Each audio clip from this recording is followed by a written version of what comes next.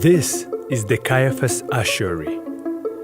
It once contained the bones of Caiaphas, the high priest. In the time of Jesus, he had the distinction of holding the highest, most sacred position in his culture. The ornate design of this box tells us this was a man of considerable wealth. Additionally, the Gospels tell us he was one of the primary individuals responsible for the murder of Jesus of Nazareth.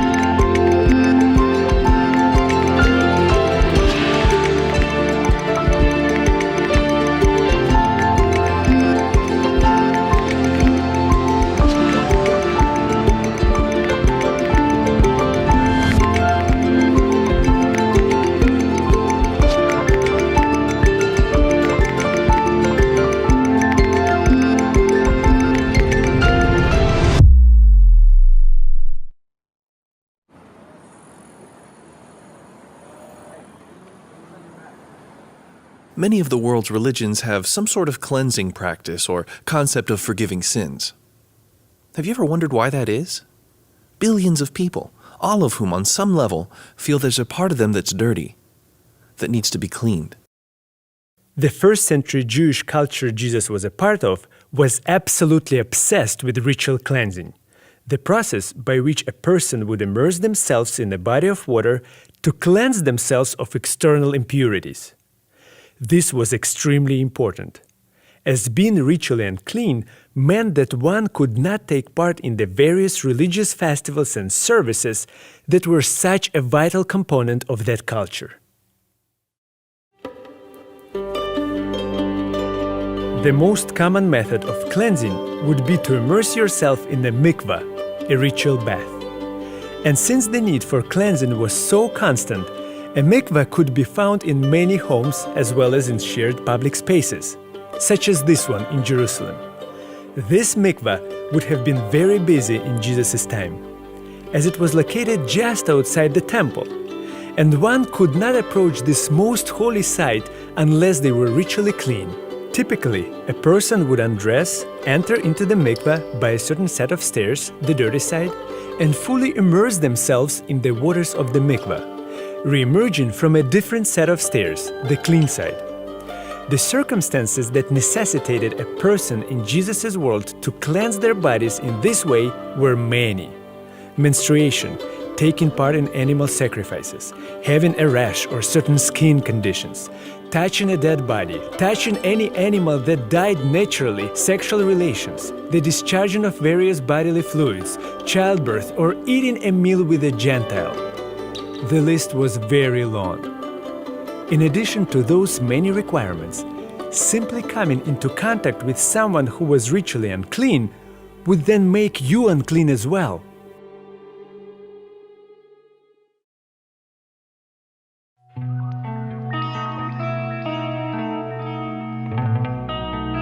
Today, we don't really view each other in terms of our external cleanliness, but it's easy to take for granted just how important it is for us to feel and to be clean. And unfortunately, in this city, not everyone has that luxury. It's not one of those things we think about much, but for people in those situations, not having access to water, clean clothes, and basic hygiene dramatically affects how other people look at them and how they feel about themselves. We may not think about it much, but it's there in us. We need to feel clean. So I headed up to the Bronx to spend time with a group that helps provide that for people. They're called Fusion Bilingual SDA Church, located in the South Bronx. And I spoke with Sandy Vasquez, their director for community service. We talked about the meaning behind the name Fusion. Firstly, it's because they were started by a group of young bilingual Hispanics. Like the South Bronx itself, they're a fusion of different languages and cultures. But there's another reason for the name fusion. And then fusion also because we fused with the community. Our churches, half of the members are community members that we have reached out to. What does that mean, community members? Well, to us is we're in the South Bronx, and this generation decided to go outside and meet the community. And we started integrating the community into our church. So we're part community. And I got to experience that welcoming sense of community firsthand as they shared a delicious meal with me and the crew. Now, you just treated us to an awesome meal earlier. Yeah. And you mentioned that the food that everyone eats here is the same food that you go and share with the community. Exactly. Why for you is that important? Yes, because we want them to feel that we're sharing. It's not out of pity. So it's a meal that we could sit together and break bread together. So the same thing that you ate, the community members will be eating in a few. Life in the South Bronx isn't always easy, but they don't want to have pity on their community. They want to fuse with it, be a part of it. Yes, I think so. I think the fact that the community could identify with us because, there's young, there's old, there's, all ethnic groups. And which is very much a part of the Bronx. A part of the Bronx. Yeah, it's just what the Bronx is. Yeah. So that we're looking more and more like the community. And as they fused more with the South Bronx, they saw that there were those within their community who had a need for hygiene and cleanliness that wasn't being met. Well, we know that, some of the members of our community don't have access to sometimes water and hygiene, products. And we go out and we give them to them. We make little packages and, we go to the homeless. That is the group that needs it the most. And we bring all kinds of things that they could use, and they're very grateful they get a chance to clean up and move on. So they provide water, hygiene packages, and clean clothing to people who need them, even seeking out those who live in the detached recesses of their community to meet their needs. And the responses they get are of people appreciative to have that need in their lives met. We get some nice products for them. They get so happy. Dios lo bendiga. God bless you. How did you know we needed this? This is so cool. In the South Bronx, there are people who no longer feel clean, some of them living in the abandoned corners of their world. And then there are the people at Fusion Bilingual, who look at them differently, who provide tools to help them start feeling better about themselves. And when those kinds of things happen, communities start to fuse together. The need to regularly cleanse our bodies is one we frequently take for granted. At least I do. But it's a very powerful need, and if it goes ignored, it can really affect how others view us, even how we view ourselves. Yet, if throughout the course of our regular lives we continually encounter this need to cleanse our outer selves, then it stands to reason that within us, there might be a need for cleansing as well. If my body is constantly getting dirty, what about my mind? What about my soul?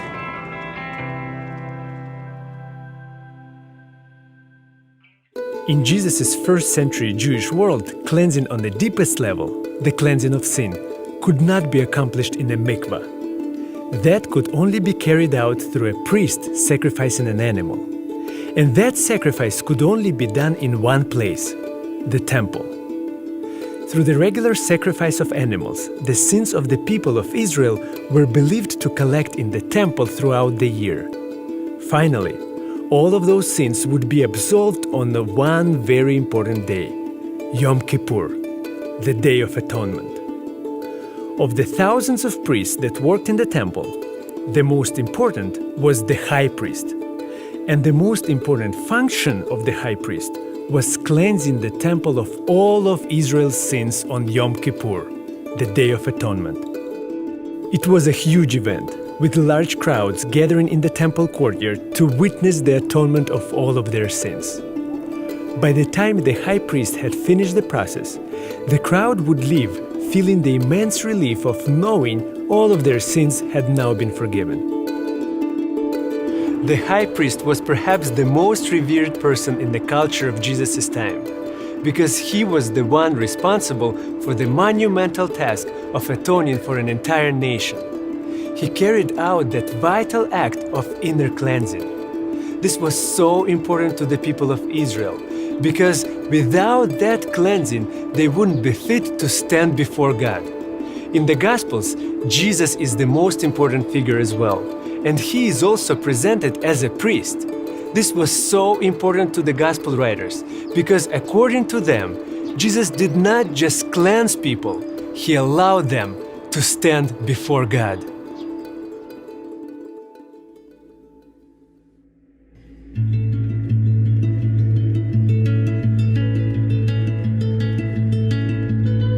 There are many references throughout the Gospels of Jesus' priestly role.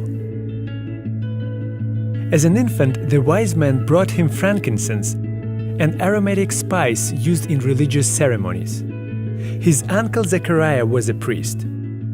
Jesus actually taught scripture in the temple when he was only 12. He even frequently forgave people of their sins. But perhaps the biggest allusion in the Gospels to Jesus' role as a priest is his cleansing of the temple, one of the few stories that appears in all 4 Gospels.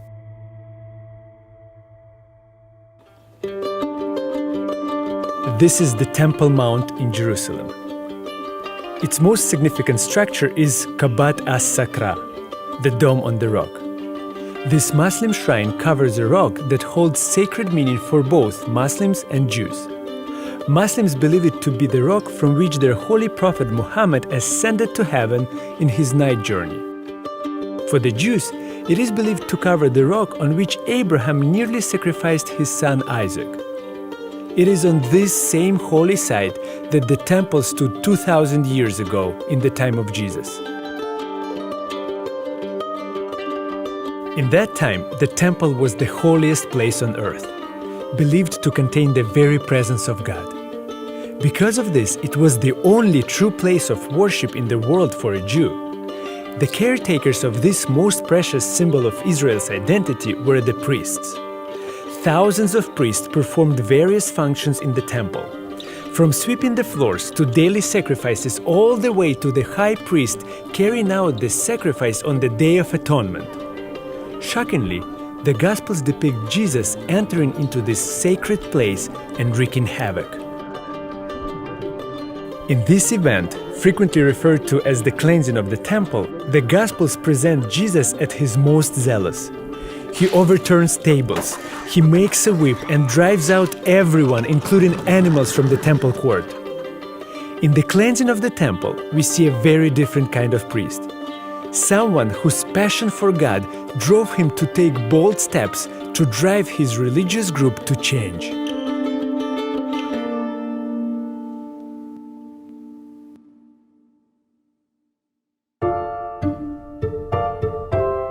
In New York, it's not at all unusual to run into someone who's willing to go against the grain of convention. This city's full of people with unique backgrounds and perspectives. And that applies to its religious leaders as well. I had the chance to speak with Tony Romeo, the pastor of historic Manhattan SDA Church in Greenwich Village. And Pastor Tony has a unique background for a pastor. You know, being from advertising, it's my biggest background is advertising. He actually worked in advertising for 35 years, and I quickly discovered that as a pastor, he's not afraid to try different things to reach people. I'm a pretty funny guy. I love comedy. I think comedy kept me sane. I have my eye removed at 14 years old. But when I started saying, gee, how can I go out there and really make sort of a public presence? I'm a minister. Should I go into a comedy club? So one night I tried it. I had some material from my Italian background. My father came from Italy. That was his boat. That was his boat coming from Italy. When I opened my little stand-up routine, I tapped my glass eye. A little sound check first. I give him one of these. It's very real. Is everybody okay? And he did a good 10-minute set, using a lot of material about his glass eye, like this bit about dropping his glass eye in the shower. You kind of look at it. You're not quite sure, am I looking at the eye? Is the eye looking at me? You don't know what's going on. You have no idea what's going on here. And you might ask, and in fact a lot of people did, what's a preacher doing at a comedy club? And why I do that is I just want to be touching people. I always want to touch people. He wasn't trying to upset people or be provocative in any way. He just wanted to reach out and interact with people who would never otherwise choose to walk into his church. See, I'm very naive about the box people want to put you in. I just think you need to go out there and meet people. There's one comment. He just wanted to put himself out there and meet new people, to let them get a different, more accepting view of his profession, of his church, and his God. And he saw that happen the moment he walked off stage and the headlining comedian addressed the audience. But after I got off, he said to the audience, "Can you believe Tony Romeo is a minister of a church right here in New York City?"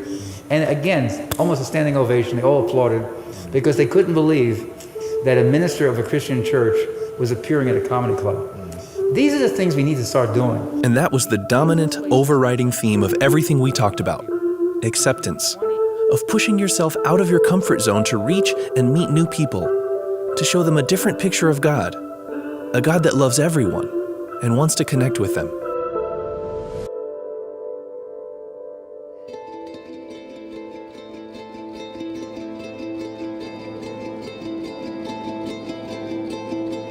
This is the Wailing Wall. Originally a retention wall for the foundation upon which the temple was built. It's of special significance for the Jews because the wall represents the last remaining vestige of the temple.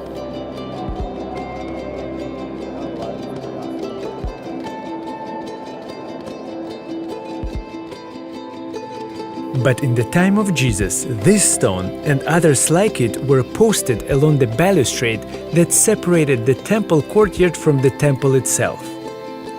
These signs served as a harsh warning, reading, "No foreigner is to go beyond the balustrade and the plaza of the temple zone. Whoever is caught doing so will have himself to blame for his subsequent death." The priests in Jesus' time worked to make the temple, the Father's house, a place of corruption, discrimination and judgment, open only to those they viewed as spiritually clean. This did not sit well with Jesus the priest. His fiery cleansing of the temple revealed a priest driven to show that God was not about those things. He was a God of love and acceptance of all peoples.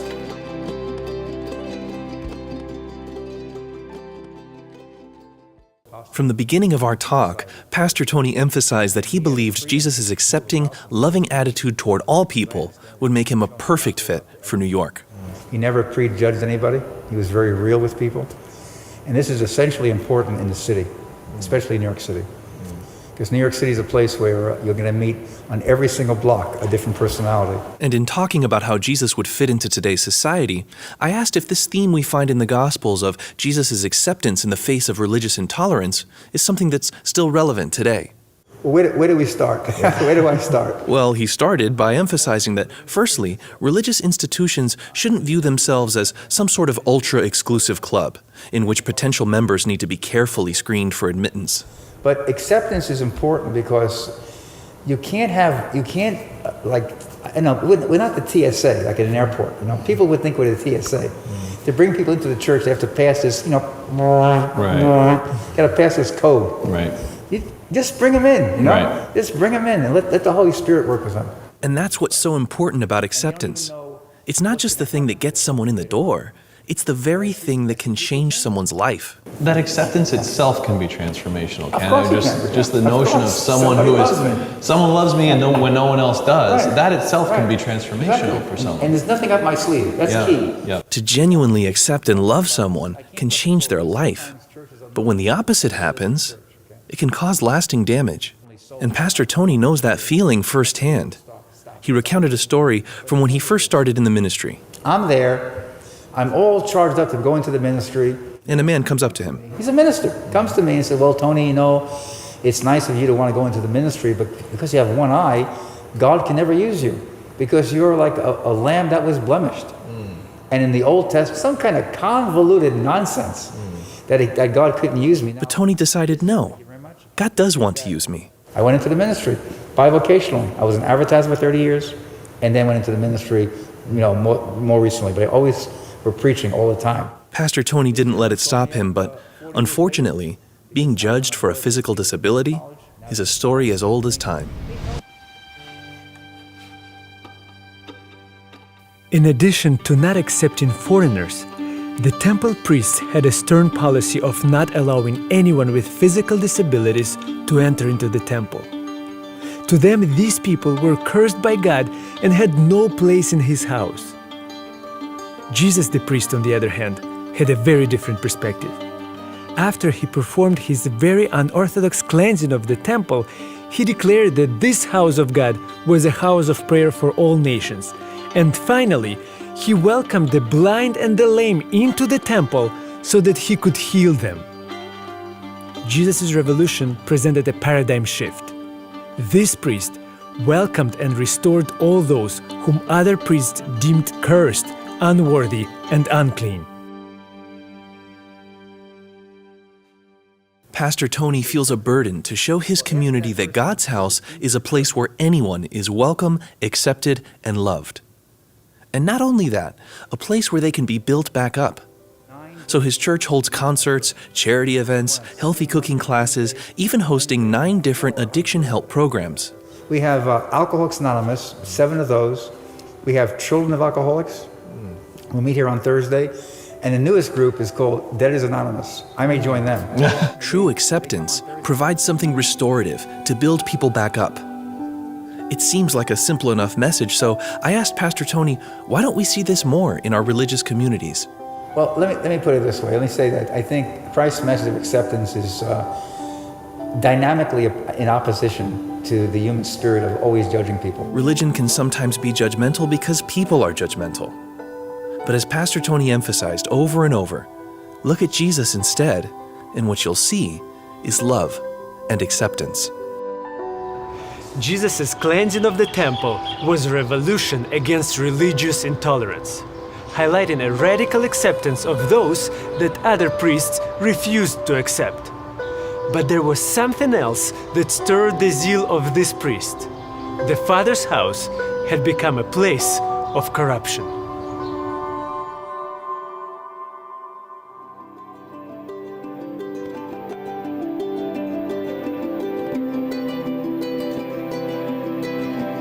If you want New York summed up in one image, this is it: the Brooklyn Bridge. Connecting the boroughs of Manhattan and Brooklyn, it's to me a perfect symbol for the city. You see, 4 of New York's 5 boroughs are on an island, and what keeps the city connected are its miles and miles of tunnels, subway lines, and bridges. Back when it was built, the Brooklyn Bridge was a marvel of engineering. The first steel wire suspension bridge ever built. By far the longest suspension bridge ever built. And looking at those towers, they're still pretty amazing.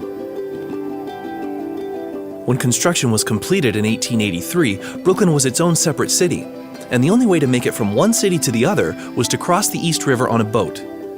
But the Brooklyn Bridge was specifically designed for people to be able to walk on it, above the traffic. Now, any poor kid from Brooklyn who had stared across the river in amazement at the grand, imposing, inaccessible city of New York could simply put on her shoes and walk there. That short, roughly 1-mile walk was a journey to another world. What had been distant was now near. What was once impossible was now right there.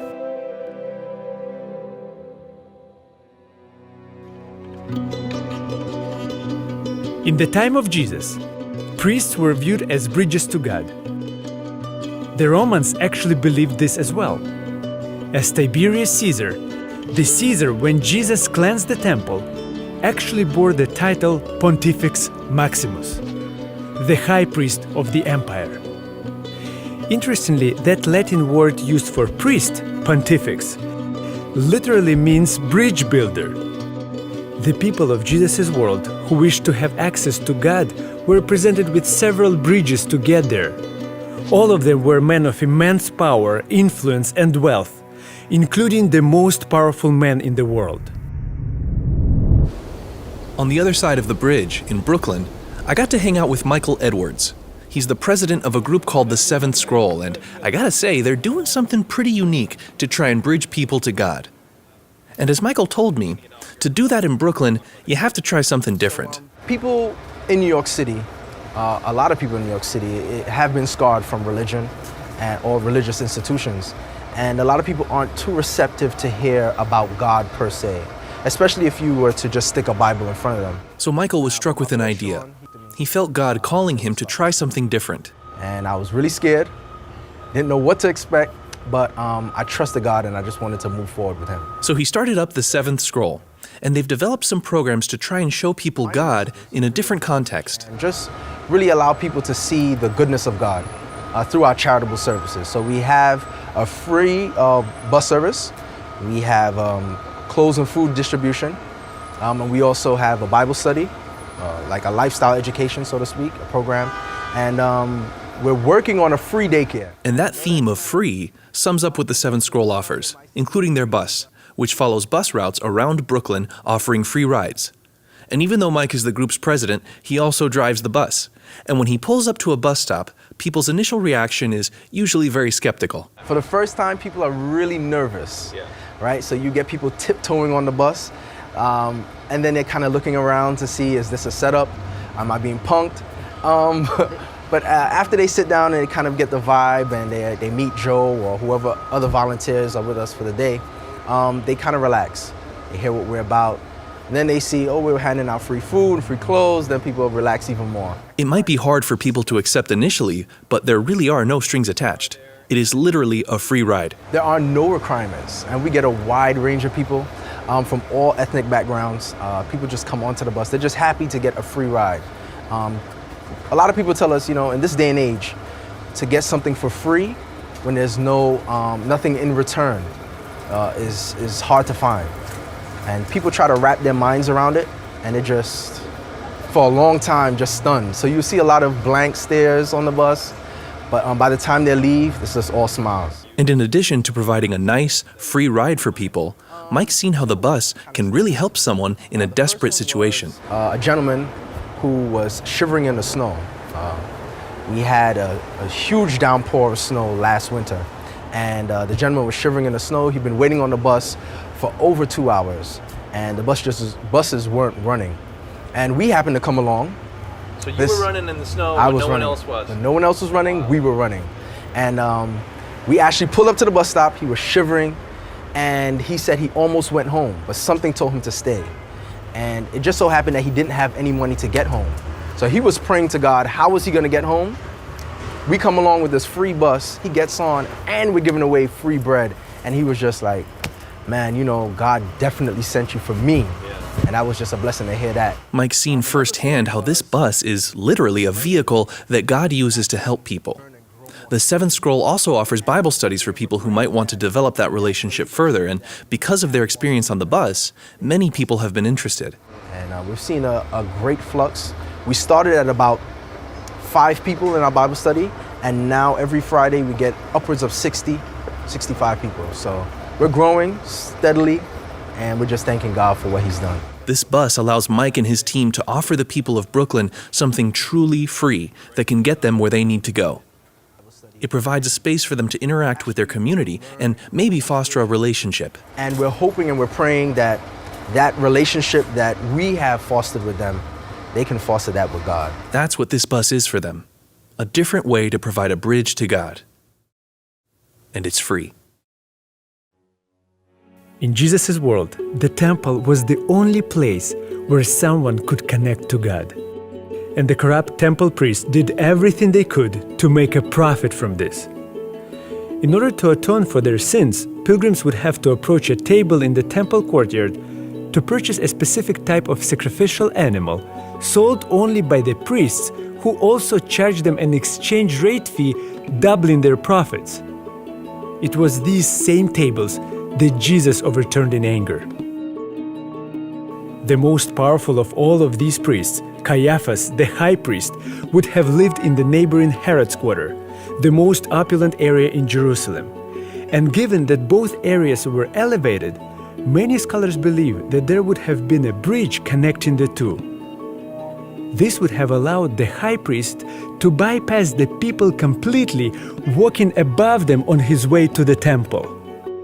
For the people in Jerusalem, this bridge would have been a symbol of the superiority of Caiaphas and his priests, elevating them above the common people, allowing these rich priests to maintain their ritual purity. Jesus, on the other hand, would have walked in the shadow of this bridge, alone with the regular people on his way to the temple. Jesus the priest walked, ate, and lived with those the temple priests shunned and exploited. In John's Gospel, after Jesus cleansed the temple, he makes a staggering claim that these priests were not the true bridge to God. It was not Caesar. It was not even the temple itself. It was he. This would have been utter blasphemy to the priests who heard it. A few days after Jesus cleansed the temple, the Gospels depict a showdown between these two types of priests. Caiaphas, the high priest, puts Jesus on trial. Both sides claim to be bridges to God.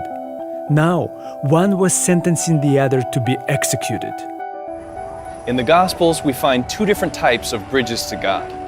On one side, we have a group that's self-important, separated, elevated, wealthy at the expense of others.